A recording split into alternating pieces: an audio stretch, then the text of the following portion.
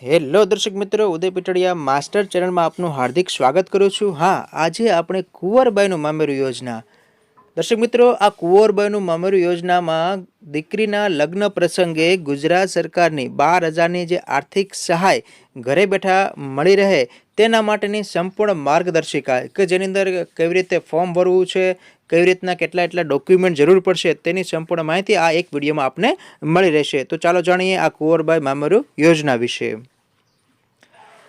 સૌપ્રથમ વાત કરીએ તો કે નાગરિક કેન્દ્રિત પ્રશાસન, તો આમાં સુશાસન કે સુશાસનમાં કહેવાય ને કે QR કોડ પ્રમાણીકરણ તેમજ પેપરલેસ અને એ આધારિત ઉપયોગ તેમજ ડાયરેક્ટ બેનિફિટ ટ્રાન્સફર, તો કે કોઈપણ વચેટિયા વિના સહાયની રકમ સીધી લાભાર્થીના બેંક ખાતામાં જાય છે અને 25 ડિસેમ્બર સુશાસન દિવસના સંકલ્પને સાકાર કરતી યોજના હોય તો તે છે કુંવરબાઈનું મામેરું યોજના।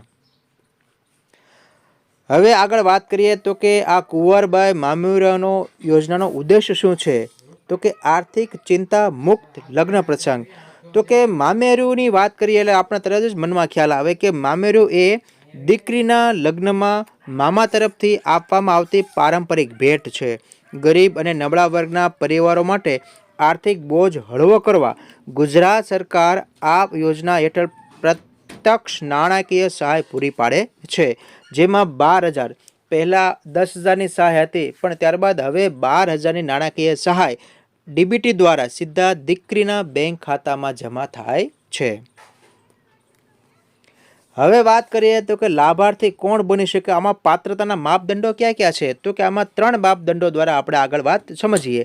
તો કે સામાજિક માપદંડની વાત કરીએ તો કે ગુજરાત રાજ્યના મૂળ વતની હોવા જોઈએ તેમજ અનુસૂચિત જાતિ એટલે કે SC, બક્ષીપંચ, OBC, SCBC અને આર્થિક રીતે નબળા વર્ગ EWSની કન્યાઓને આનો લાભ મળવાપાત્ર રહેશે।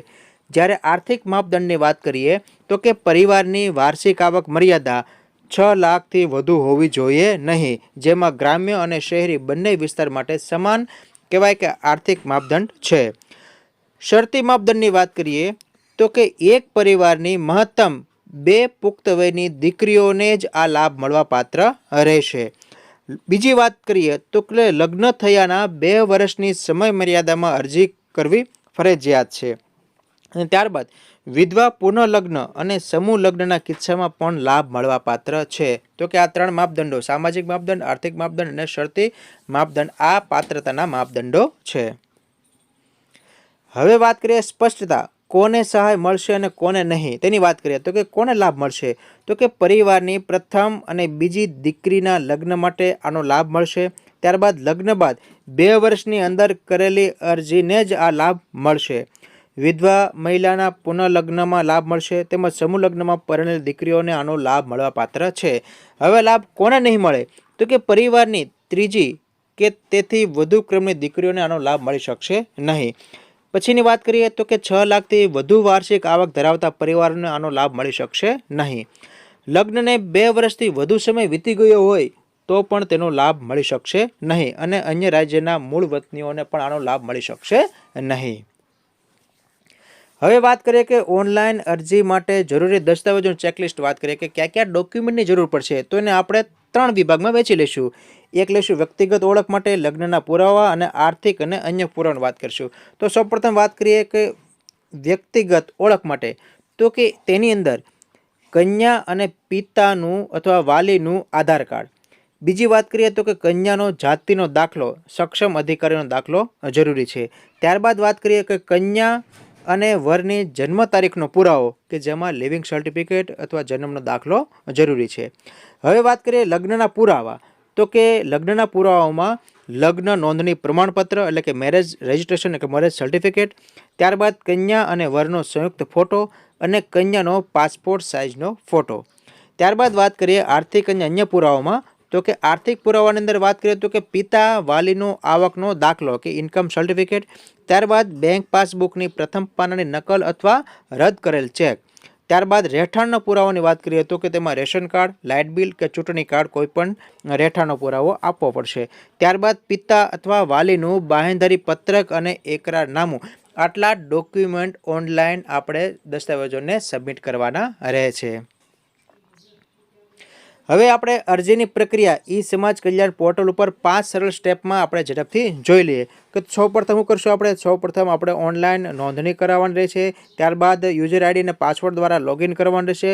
લોગિન કર્યા બાદ તમારા જ્ઞાતિ મુજબ દેખાતી યોજનામાં કુંવરબાઈ મામેરુ યોજના સિલેક્ટ કરવાની રહેશે અને ઓનલાઈન ફોર્મ કાળજીપૂર્વક ભરવાનું છે। દસ્તાવેજોને સ્કેન કરીને અપલોડ વિભાગમાં ડોક્યુમેન્ટમાં આપણે ડોક્યુમેન્ટ ફોર્મ અને અપલોડ કરવાના છે અને ત્યારબાદ છેલ્લે કન્ફર્મેશન બધી વિગતો ચકાસી કન્ફર્મેશન એપ્લિકેશન પર ક્લિક કરી અને ભવિષ્યમાં રેફરન્સ માટે અરજીની પ્રિન્ટ કાઢી લઈને આપણી પાસે રાખવાની છે।